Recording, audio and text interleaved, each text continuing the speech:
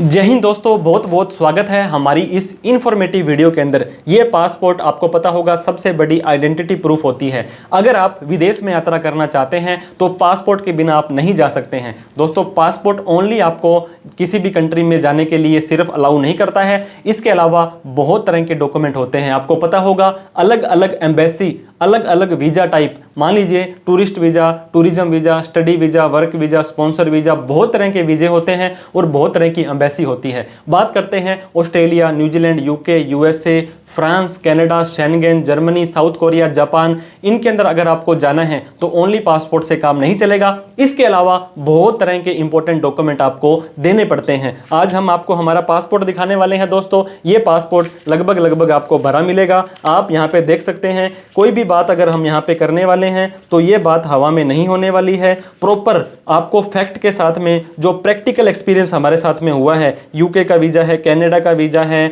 Schengen का visa है, हाँ, हालांकि हमारे पास यूएसए का भी वीजा है। तो दोस्तों, एक एक डॉक्यूमेंट के बारे में आपको हमारे चैनल पर डिटेल के अंदर वीडियो मिल जाने वाली है। अगर आपको किसी भी वीजा से रिलेटेड कोई डॉक्यूमेंट रिलेटेड हेल्प चाहिए हो तो या तो कमेंट करके आप हमसे पूछ सकते हैं, या दोस्तों हमारे दिए गए नंबर पर कॉल, मैसेज, व्हाट्सएप कर सकते हैं। तो आज डिटेल में इस पर्टिकुलर टॉपिक के बारे में जान लेते हैं। अगर आपको किसी भी बड़ी कंट्री का वीजा लगाना है तो काफी सारे डॉक्यूमेंट तो आपके देखे ही जाते हैं, वहां पे आपके फंड्स भी देखे जाते हैं। फंड्स का मतलब क्या होता है, आपके पास में कितनी नेटवर्थ, कितनी वैल्यू, कितनी धनराशि आपके पास में है। अगर आप इस कंट्री के अंदर जिस पर्पज के लिए जा रहे हैं वो पैसा आपके पास में है या नहीं है, क्योंकि आप उस फाइनेंशियली उस लेवल तक पहुंच चुके हैं कि मान लीजिए आप कनाडा के अंदर घूमने जा रहे हैं और कनाडा के अंदर 1 लाख रुपए का किराया जाने का, 1 लाख आने का। अगर आप 10 से 15 दिन भी रहते हैं तो 3 से 4 लाख रुपए आपके वो लग जाएंगे। तो 6 से 7 लाख रुपए तो आपके एक ट्रिप पे ही लग जाएंगे। अगर आप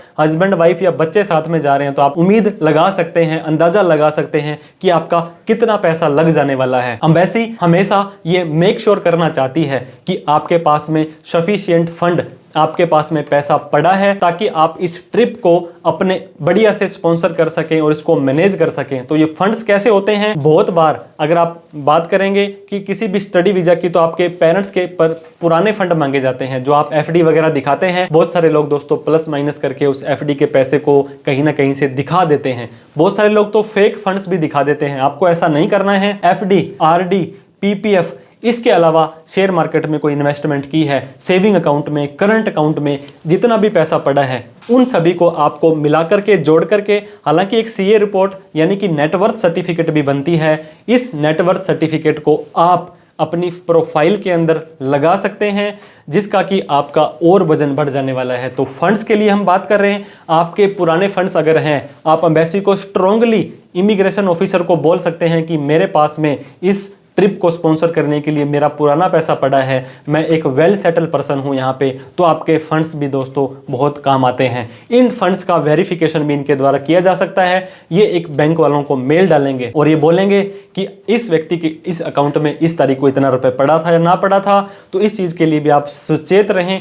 फेक डॉक्यूमेंट नहीं लगाने हैं, लीगल रहना है, लॉयल रहना है। बहुत सारी कंट्रीज में फंड की जरूरत नहीं होती है। अगर वो आपके फंड के सर्टिफिकेट या बैलेंस नहीं रखते हैं तो कवर लेटर के अंदर तो कम से कम मेंशन कर दीजिए कि मेरे पास में तो इतना फंड पड़ा है और इन फ्यूचर में मैं इन फंड को अपने पर्सनल पर्पस के लिए, इस विजिट के लिए यूज कर सकता हूं। तो दोस्तों, आपने जाना इस इंपॉर्टेंट डॉक्यूमेंट को आप कैसे बना सकते हैं। फिर भी कोई डाउट, क्वेरी, क्वेश्चन हमारे से डिस्कस करने से इस वीडियो में रह गई हो तो आप कमेंट करके हमसे पूछ सकते हैं कि सर इस डॉक्यूमेंट को हम कैसे बनाएं, या और भी कोई प्रैक्टिकल आपको क्वेरी आ रही है। फिर भी किसी तरह की कोई प्रोफेशनल हेल्प आप हमसे लेना चाहेंगे तो आप हमारे दिए गए नंबर पर कॉल, मैसेज, व्हाट्सएप कर सकते हैं। दोस्तों, लीगल रहें, लॉयल रहें और जो भी डॉक्यूमेंट आपने बनाए हैं उसका जस्टिफिकेशन, उसका प्रूफ होना आपके लिए बहुत जरूरी है।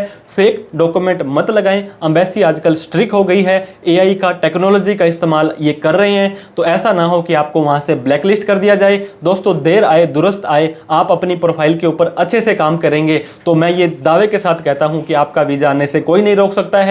हम भगवान से ये दुआ करेंगे कि आप जिस भी कंट्री का कोई सा भी वीजा लगा रहे हैं वो जल्दी से जल्दी आपका अप्रूव होकर के, स्टिकर लग करके, पीडीएफ के अंदर आपका वीजा आ जाए। इन्हीं शब्दों के साथ में बहुत बहुत धन्यवाद। Thank you so much. जय हिंद, जय भारत।